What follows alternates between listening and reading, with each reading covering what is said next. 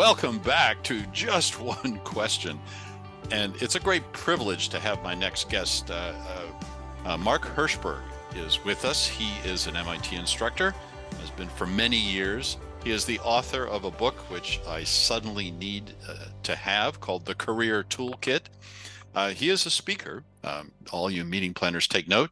And he's a CTO. He's based in New York City. Welcome, Mark. How are you doing?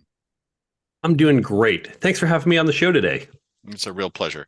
And so the big question, just one question and maybe a few others. What are you excited about in 2023? I am excited about an upcoming revolution in content as we move from push media to pull media, which everyone listening, everyone in our field, content creators, content consumers, are all going to be impacted by. Okay, you got to say more about that. Yeah, get going. Yeah. Wanted to pause to let that sink in. Yeah. So if you think about media traditionally, it has been push media. Now, if we think back to when you and I were kids, we used to watch TV, which meant, hey, it's 8 o'clock. I got to go home because if I miss that show, I miss that show. Mm-hmm. And we saw it when the broadcaster put it out. Fast forward to today, and of course, we all have DVRs. I will watch what I want when I want. In fact, I just started watching West Wing. I'm about 20 years behind. Yes, you are. Now it's less convenient for me. So that's what I'm going to watch. When we think about the content we create, books, blogs, podcasts, classes, talks, we have the same problem. Now, the problem from the content consumer is where we read information isn't where we need information. So I might read a book sitting at home or listen to a podcast as I'm in the gym, but I don't need that information until another time. And so typically you're going to need it one of two contexts, either just in time. So for example, in my book, there's a chapter on networking. You read it sitting at home. Well, you don't really need to network with your dog or your spouse. You've got good relationships already, but it's 2 months later as you go off to the conference, that's where you need to use those. So you want to access those tips on the spot 5 minutes before you go into the room. In theory, you could have the Kindle copy of the book and go through it. That's not efficient. So what if you had the key points from that book or from that talk right in front of you and you pull it up just before you need it at the conference? That's a pulling the content to you. Mm-hmm. Now, the other mode of usage is more foundational.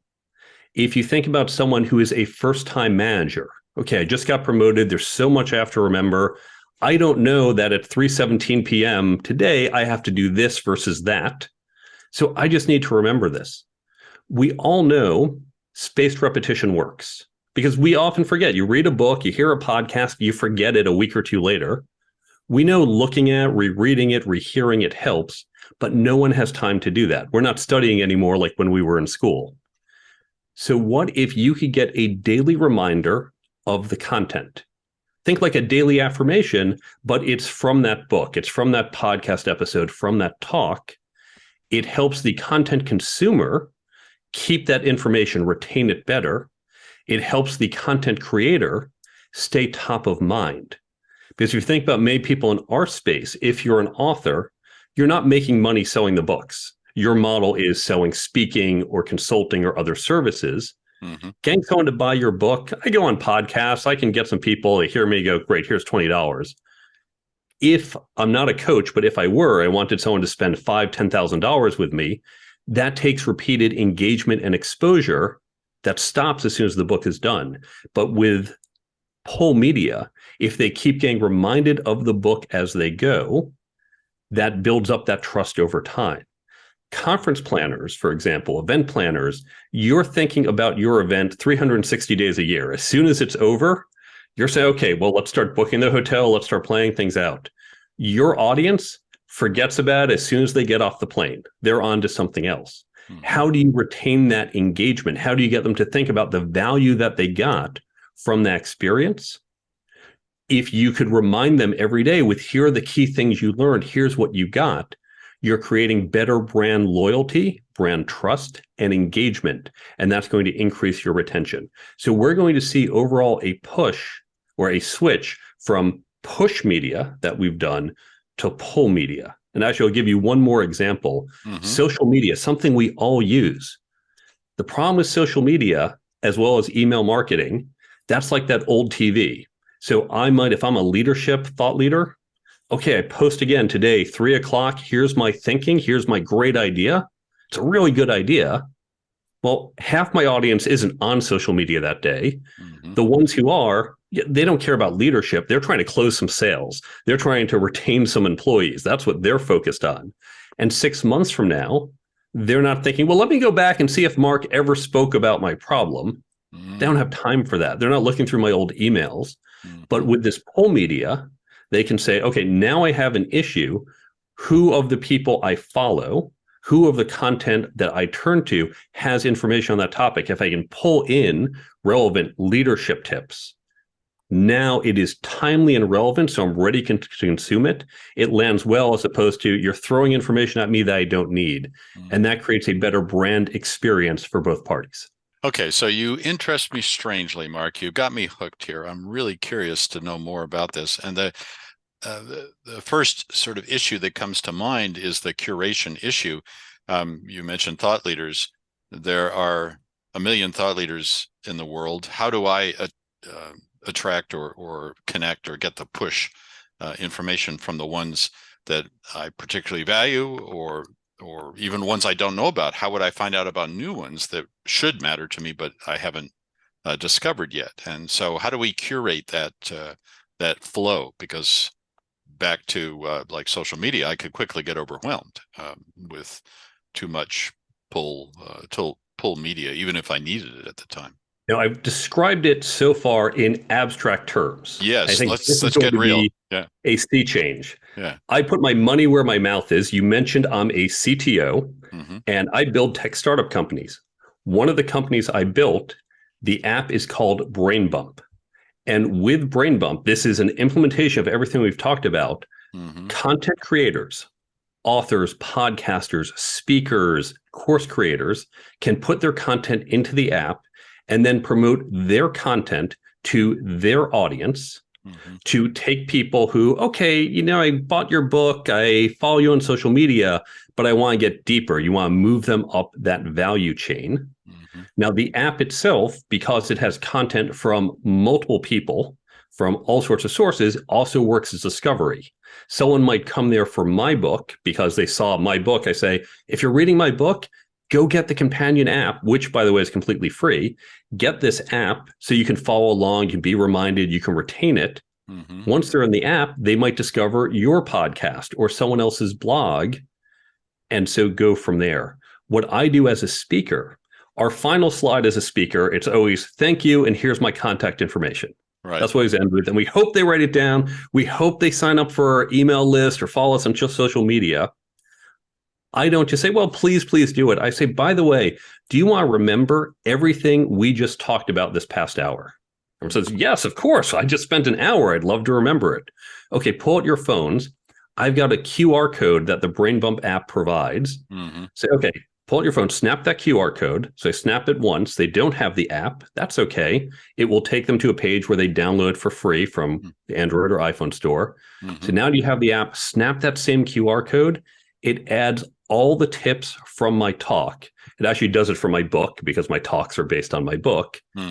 And then every day thereafter, they're going to get a reminder with one of the tips from my book, which is the same as the talk. And now I stay top of mind. So I concretely take people who have a brief exposure to me, heard me on a podcast, saw me in a talk, read a blog post, and now I continue to engage them in a very passive way that is relative to them in a context-dependent way. It's relevant to them because it's the time they want to get it, 9 a.m. or 6 p.m. or 3 p.m. or whatever time they want to get, not in the middle of the day interrupting them. And they can set what topics they want, whether they want just for my book and your podcast, or just your podcast, because they don't want to be reminded of my book every day. They can even go within it because all our content is tagged. Think like hashtags.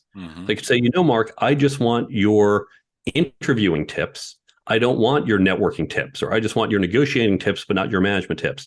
So they decide what and when, and get relevant information to them. And I just give them a QR code or a link. So it's very easy to give this out to my audience or potential audience to let them access the content and remember me. Yeah, so I love that because it answers the big problem of the information overload that we all experience now. So I can go to that when I want it, or set it to send it information to me when I want it, and not just sort of all the time. The big problem is, as we all know with social media, is it's like a giant river that you dip your toe in. You're instantly overwhelmed. But have you seen the most interesting things that you want to see? You have no idea. You're just in there, in the water, getting your feet wet, wondering why you're feeling overwhelmed, right? The other thing I like about this is it addresses the issue of how we interact with our devices, so that they help us, they enhance our memories rather than detract from it. As you know, there's a lot of worry about, and a lot of studies of, does social media, does being on social media, does interacting with your devices all the time, for your phones and that kind of thing, is that impoverishing our memories and ruining our abilities to think, and causing us to be short-term rather than long-term? There are all these sort of worries out there.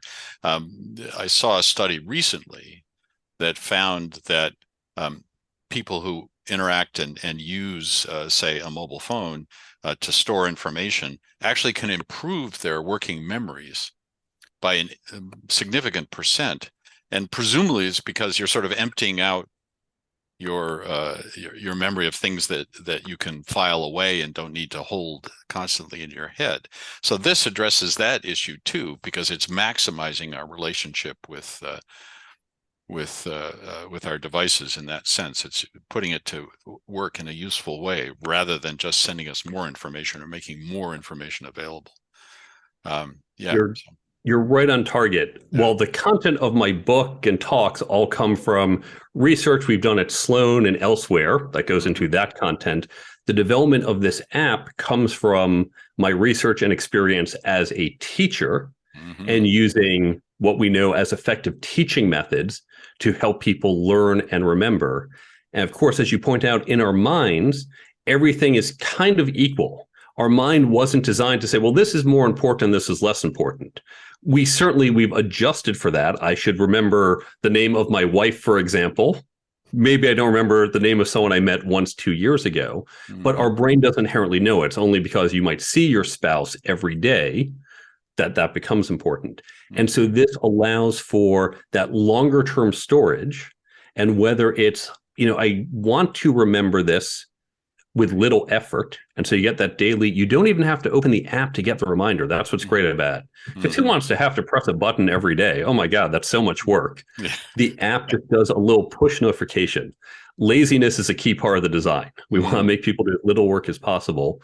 But it's also things like those networking tips. Suppose I only go to an event once a year. Maybe I'm a big introvert. I don't want to waste the energy to remember it 364 days of the year that I don't use it, but I want to make it very quickly accessible when I do need it. And so you can pull up tips literally in about 5 seconds from clicking the app opens, go to the filter, hit the networking tag, and now you've got the tips. So it's all about efficiency. Yeah, so I assume it's curated or organized in a way that makes it easy to search by subject, and perhaps also by content creator, and perhaps also by various other screens. So you've thought of all that, I'm sure. That's right. The content creators put tips in I have it from my book and my blog. Other people have it from their podcast or their talk. So you can go and say, well, I want tips from your podcast. Or I might say, I gave the example of the networking tips. Someone going into that event might say, well, I know Mark has good tips, but I don't want to limit myself. So I'm going to go, everything has a tag. Think like hashtags. All the tips are tagged. I want networking tips, and I don't care if it's Mark's book or her talk or his blog. I just want anything related to my needs. And this is very driven by the user needs. It's also, we're different from book summary apps. I know lots of authors have talked about book summary apps. They hate book summary apps for 2 reasons.